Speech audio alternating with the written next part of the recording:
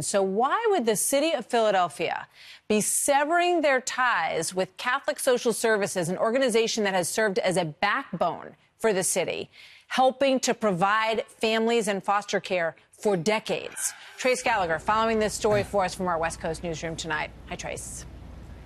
Hi, Martha. Catholic Social Services, as you said, has worked in Philadelphia for 20-plus years. On an average day, the Catholic charity serves 120 children in foster care, supervises 100 different foster homes, and last year the organization worked with more than 2,200 at-risk kids in Philadelphia alone.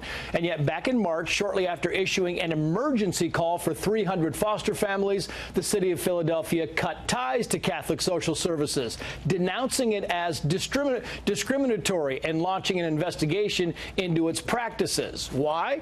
Because the Catholic charity holds Catholic beliefs about same-sex marriage and has a policy of placing every foster child with a mom and a dad. Philadelphia Mayor Jim Kenney says, quote, "We cannot use taxpayer dollars to fund organizations that discriminate against people because of their sexual orientation or because of their same-sex marriage status. It's just not right." So while the city fights identity politics, tonight hundreds of kids remain in group homes instead of foster homes. Sharonell Fulton has been a Philadelphia foster parent for 20 years, taking in 40 children. Her home has been empty since April. She says, quote, "I'm used to children laughing and running up and down the stairs. When the children aren't here, I feel lost." Advocates for religious liberty have now filed a federal lawsuit against Philadelphia, but Catholic charities have also been forced out of welfare systems in California, Massachusetts, Illinois, and the District of Columbia. And the ACLU is trying to overturn laws in Michigan and Texas that protect religious freedom. But even lawyers who specialize in LGBT law say in some rural areas, religiously affiliated adoption organizations are the only ones within a reasonable distance.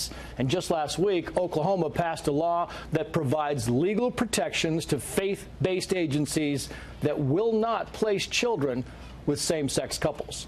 Martha. Trace, thank you. My next guest knows firsthand how foster care can turn around a child's life. She was removed from her birth family at 5 years old and placed with another family through St. Vincent Catholic Charities in Michigan. Actually, there were several families in between, and then she was finally faced with this family through the Catholic Charities.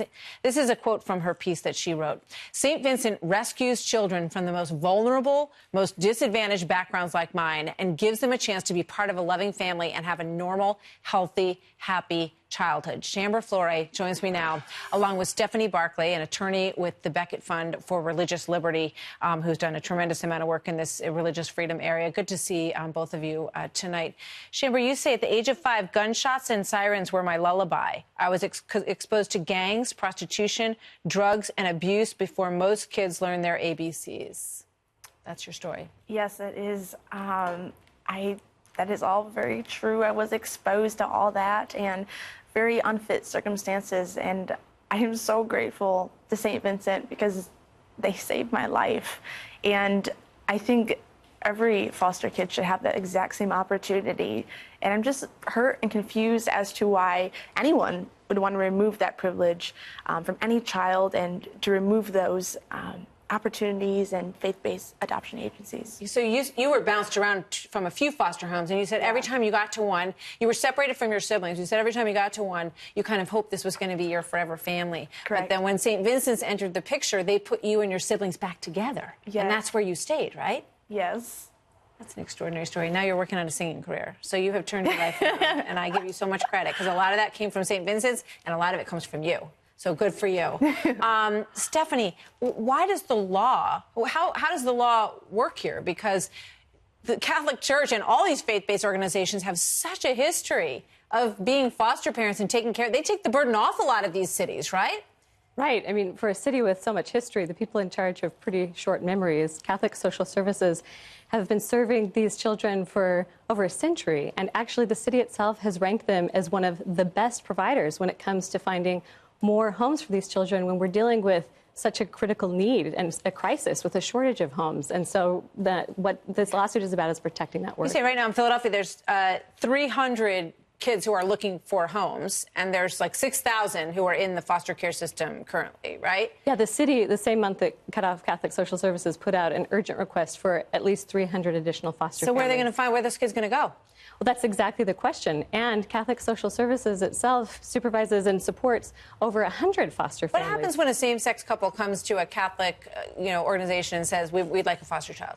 So Catholic Social Services would never turn any couple away. They'll make sure that they're able to adopt, whether through Catholic Social Services themselves or by referring them to one of 26 nearby agencies who can better meet their needs. Seems like a pretty good arrangement. What's your message to these cities, Shamber, before I let you go? Well, as you already stated, at the age of 5, guns and sirens were my lullaby.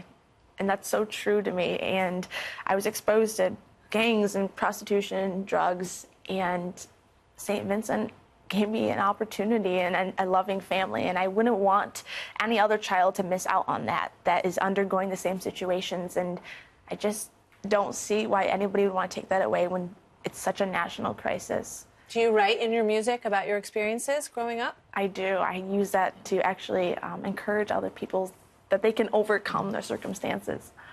Good for you. Thank you. Good for you. Good luck to you, Shamber. It's great to meet you. Likewise. And Stephanie, thank you very much for being here today. Great story. Very interesting. We'll be watching it.